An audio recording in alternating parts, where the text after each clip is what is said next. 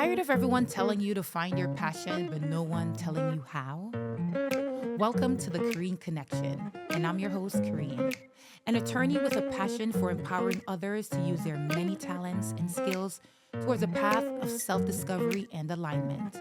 Join me as I share my personal stories, professional insights, and practical tips, and how you can connect the dots between what you're great at and turning your passions into purpose. Let's connect.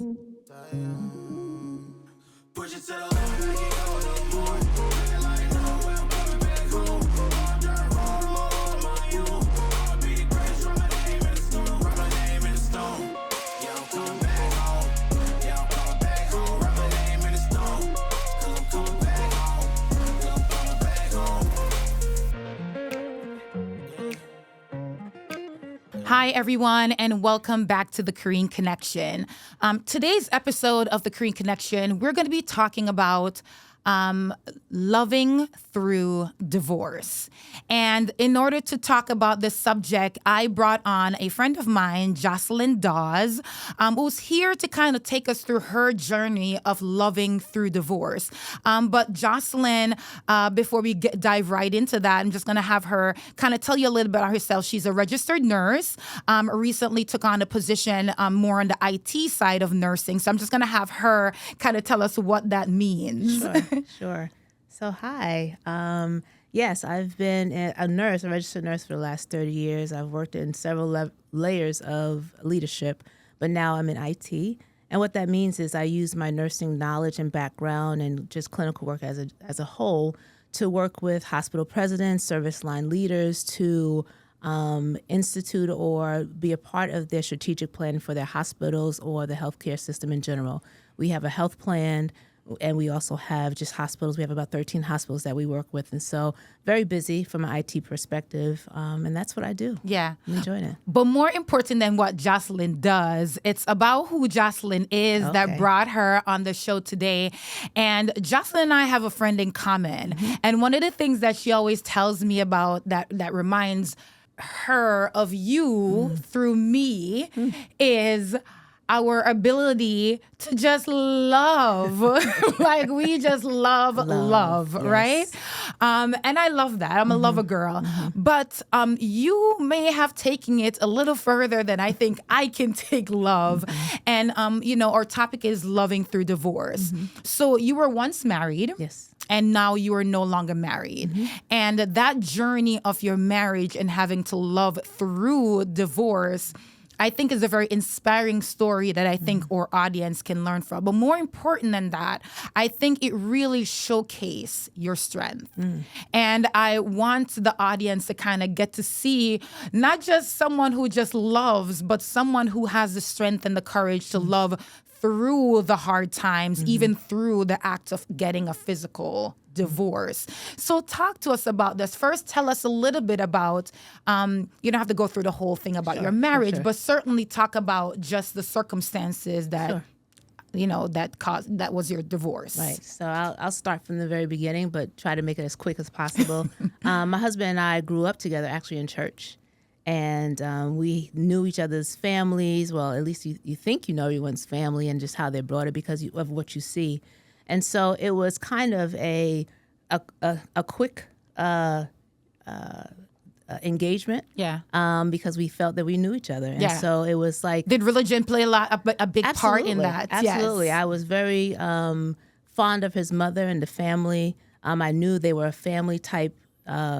They were a family because it was a lot of kids and they always seemed to do things together. They were of Jamaican descent. And so my half of my family is Jamaican. And so I was just like, oh, that's a connection. That's great. Right. And we had our religion in common. You know, we were both raised in the church. We both were active in the church at one point in our lives. And so it was like, okay, this is great. Right. We started equally dating. Yoked and everything. Absolutely. At least you think that, at the time. Yeah. And so it was nothing for us to get married. Our parents were very excited about us getting married. And so it took us about maybe within a year, I think we were engaged of dating, and we got married shortly after that.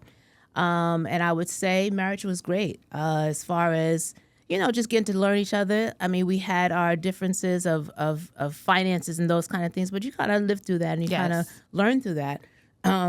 And I was growing in my career. He was growing in his.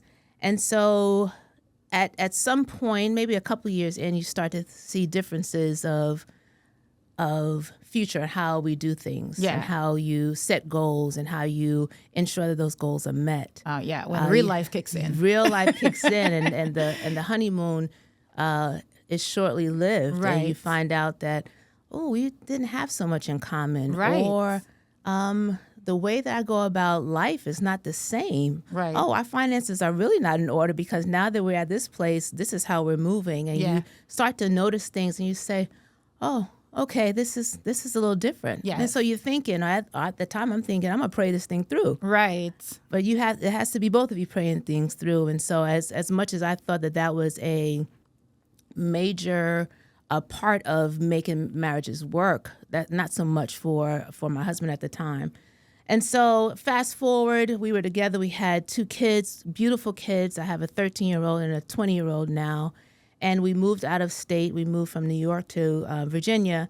And again, thought the scenery, because New York is a crazy place. It's a hard place. It's a hard place. It's just to like, grow maybe up. it's New York. No, it's not New York. But we moved to Virginia for a better life for our kids and even for our careers. And we were doing great as far as our careers at the time. But still, that underlying differences played a part at the time. And so now we're raising kids. And now the way that you're raised is you start to see the difference in how I was raised. Right. And our kids are first in our lives, but how we're raising them is a little different. How you're thinking we should raise them is a little different. So anyway, long story short, we're just going through the motions at this point. Yeah.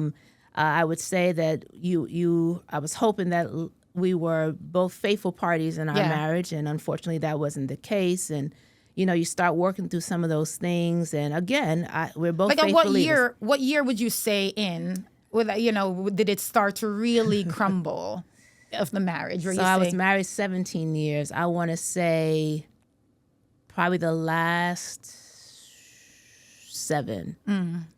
So we got through the itch. At least I thought. Yes. But as we move forward, you'll hear that it was longer than that. I just didn't know it. So the infidelity part. Yes, correct. So at probably year 6 or so, my husband became ill and needed to have, we knew that, go ahead. Year 6 in the relationship, or that 6th year of it coming towards an end? Towards the end. Got it. Towards the end, he had to have back surgery. And so early in the back surgery, as we go through the whole preliminaries of making sure he's healthy enough to have it, we find out that he has an aneurysm in his heart. And at the time, it was at a size that was you can live through that, and we would just watch it at that time. He had his back surgery, started to deteriorate a little bit with his health at that time after the surgery, and so a couple of years after that, he gets even more ill, and he now has the aneurysm has grown, and we now have to have surgery. Yeah, surgery was a complete success. Everything was going great.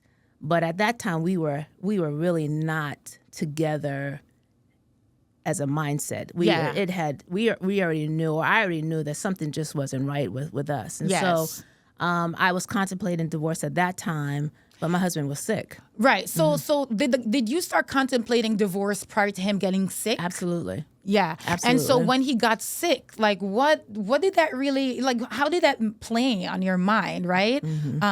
Because I can just imagine, like, now you have to, like, when you get to a state where you're contemplating a divorce after so many years, you're getting to a state where, like, I'm going to be selfish. I'm going to look out for me. This is about me and my peace. And you have to sort of draw the focus back to you in reclaiming you and, and making that decision.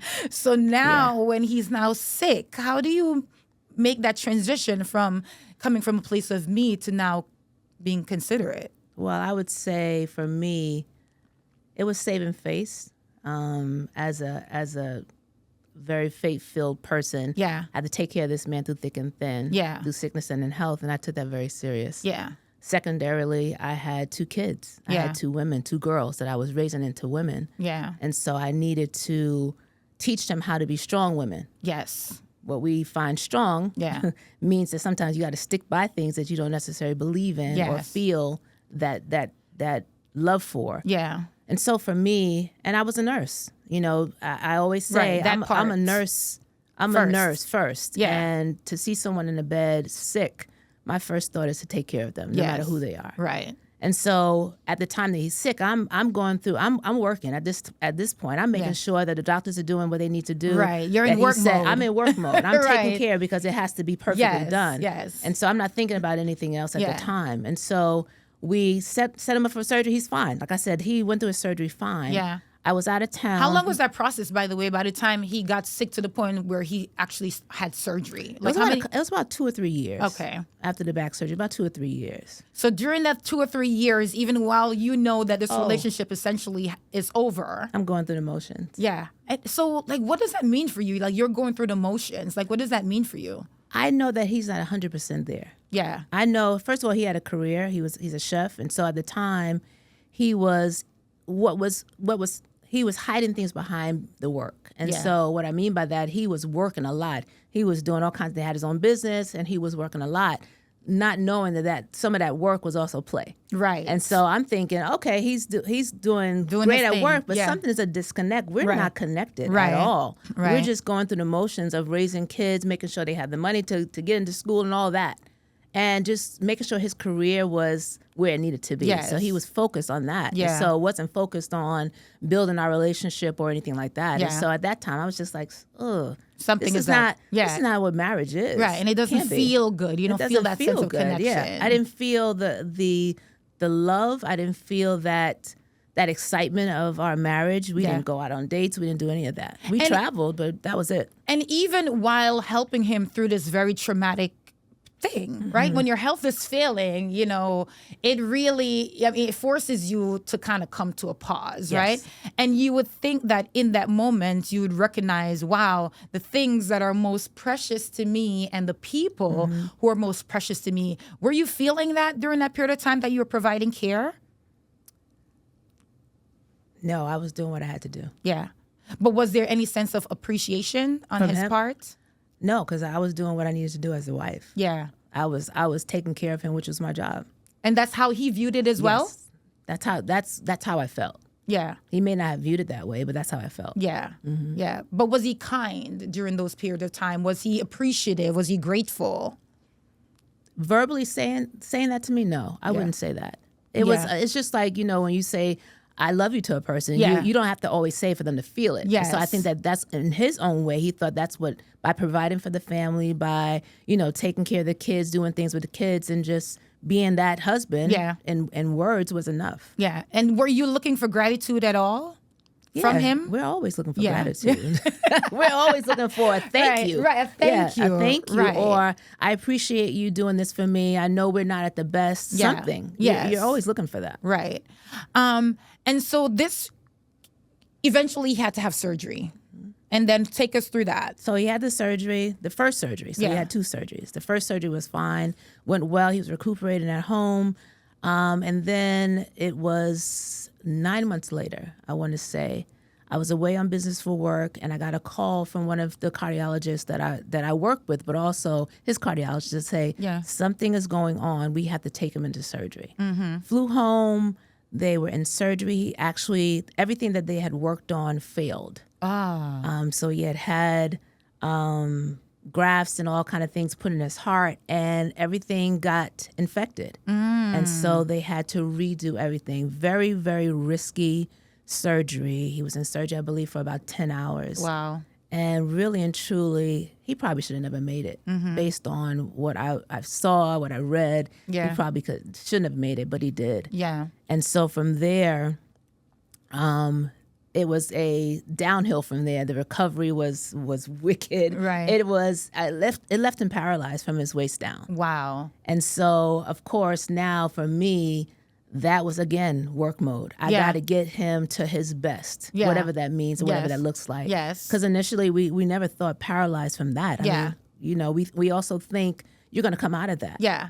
And clearly still he's in that state. But he was paralyzed from there. So life changed. Yeah.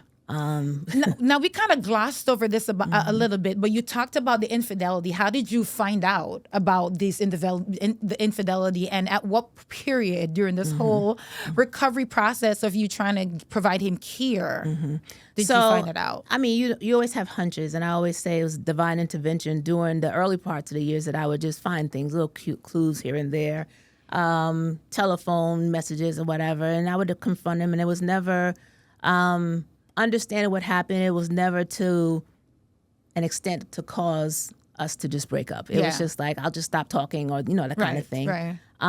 More of what took place over the years, I found out actually by him writing a book, and me really finding out the details or understanding. Now, the book, from his point of view, was a lot of untruth, so to speak.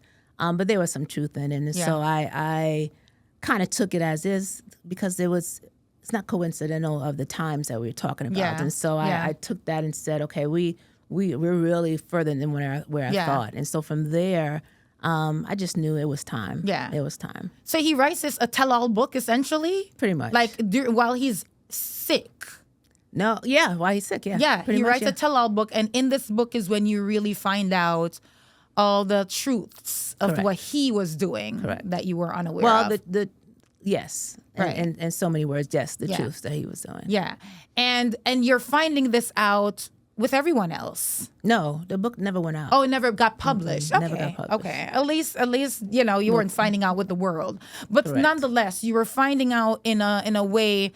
Obviously, was very upsetting to you, and then you have to kind of push through whatever those feelings were in order to provide care. Mm-hmm. So, where did you find the strength to do that? I know you're a trained nurse. I get that, right? But I'm also a divorced person, a woman, and I feel as though with that situation, I've done some healing, but I don't know if I'm that healed, Jocelyn, to like provide care through divorce. So how did you find the strength to do that? My faith. Yeah. My faith has gotten me through life's all kinds of trials and tribulations, but I believe that there's reasons why people go through trials and tribulations. Yeah, always. It is never, and this is something I've said all my life, it's never really about you. It's about everybody else. It's about people who will go through similar situations and need that ounce of faith that you have, or a story that they can relate to, or just something to give them that extra courage or what have you. Yeah. And so for me, I've always thought that my story was not about me. Yeah. And so how I play it out is what's going to help people the best. And Did you know that in the moment, or this is a revelation that came afterwards? It's a revelation that came afterwards, but I knew that I could not respond the way that I could have responded. I knew I had to be an example for my kids. Yeah. I mean, these are young women that I'm growing up. How old were they at this time? Ooh. Your girls. So it's about 7 years ago. I've been divorced about 7, 8 years. 13, 7, 6. Okay. Okay. So very formative years. Oh, absolutely. Where they're looking and they're observing. Watching. They're seeing teenager. Mommy. Right. I can't show them sadness. I can't really show them anything. I had to show them the strong mommy that they knew of. Yeah. And so, that for me, it was really about what I got to do. And again, I'm going to go back to my nursing. My faith was there. But again, I had a patient in the bed. Yeah. And that patient just happened to be my husband. Yeah. You just mentioned something quite important when you said, you recognize that this experience that you were going through was not for you. Who did you think it was for? Anybody I come in contact with. I didn't know the magnitude of it. Yeah. I mean, to even sit here and tell my story now, I never knew that this would even be a possibility. Yeah. But I always thought that what would have been a possibility? That I could share my story and share how I got through it. Yeah. And how I'm through it. At this point, I'm not going to say I'm healed. Yeah. But I can talk about it. I'm vulnerable now when it comes to telling my story. Before, there was a hint of shame. Yeah. Of course, divorce, you don't ever want to talk about divorce. Right, you always feel like a failure in a sense. Right. But for me, it's like I know that this is going to help somebody. Yeah. So I'm free with telling the story. Yes. I'm free with being honest. Because it heals me. And that's obviously the reason why I brought you on this platform. But tell us, what did that experience do for you? What it did for me? First of all, I can get through anything. Yeah. There is nothing that I can't pray through. There is nothing. My faith is probably at its height. I'm sure I can learn some more, but I know that God has seen me through that very time. I mean, there has never been a time at this point in my life or a struggle that I don't say, oh, I can get through that. Yeah. Because I've gotten through things. If you were to like reduce the lessons that you learned to words so that, like what would you say those lessons were that you learned from that very challenging time period? The lessons learned.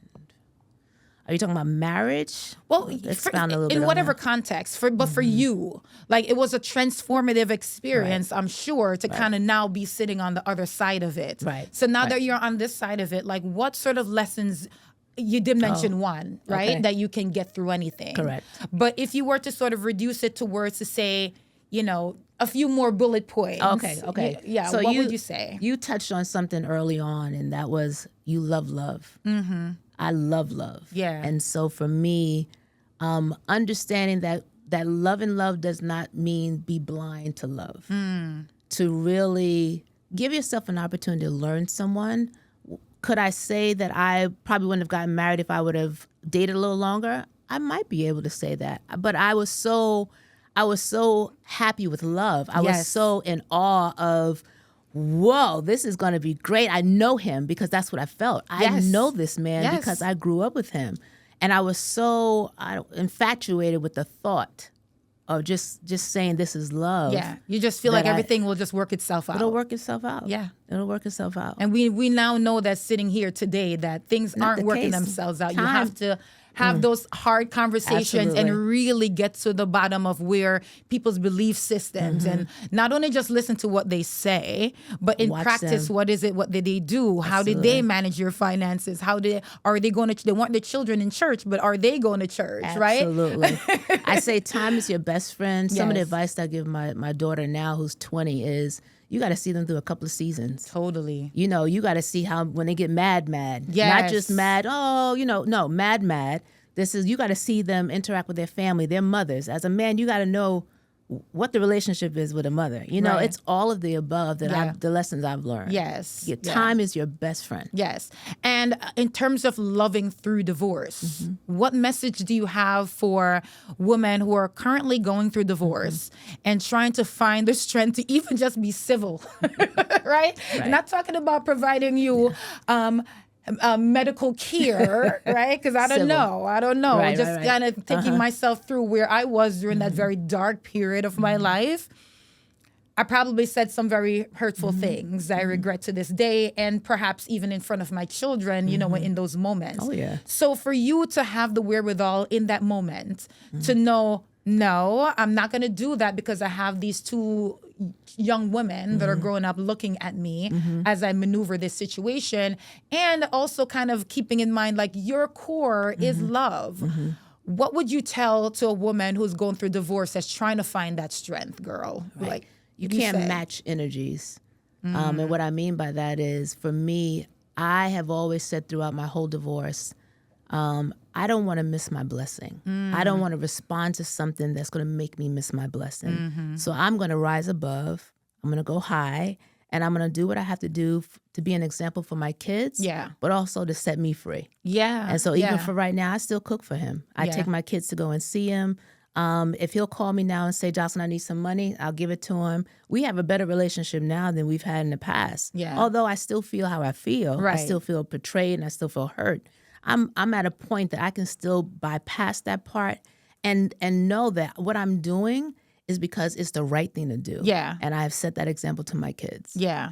That's awesome. And the fact that they, can see you in this light, and now even still providing that care and still showing love post-divorce. How many years have it been now since you've been About 7, divorced? 8 years, I Wow. think it is. Yeah. And how often do you say you still visit and, bring food and do all those things? Probably every couple of weeks that I take the girls to see him. Well, now the youngest one for sure. But he calls me. I mean, we'll talk on the phone. I'll ask him how his mom is doing. We'll still converse. He'll still call and say, hey, I need this, or whatever the case may be. Out of curiosity, did he ever apologize to you? No. That's And that's interesting. Okay. No. And you're not seeking an apology. Like, you're resolved without that. Because, one of the things that, I guess now that you guys are, I guess you can call each other friends. She's like, I'm not that healed, girl. I'm not there yet. She's like, I'm providing care. My ex-husband. Right, yeah. That is hilarious. But you guys do converse on a very frequent basis. So, you value the level of the relationship. Yes. I would say that you guys can now have in this season of your life. And what does that mean to you to be able to have that now? It's a relief.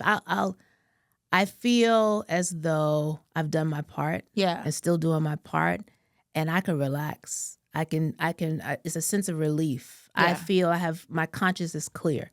One of the things that I was active in my church, and I took about a year break because I wanted to clear my mind. Not that I had anything to, really, it was nothing on my part that I was doing that was wrong. It's just I needed to clear my head. Yeah. And now I can take on positions in the church and do things in the church and don't feel away because I know what I've done. Yeah. I know what I pray for. I know my relationship with God. And so it's a sense of relief. It's a sense of, I'm good. Yeah. I'm good. And so, and that's amazing that you have this like inner resolution that you don't need any sort of external validation, not even from the person that you're providing care to. Not at all. And I think that's amazing.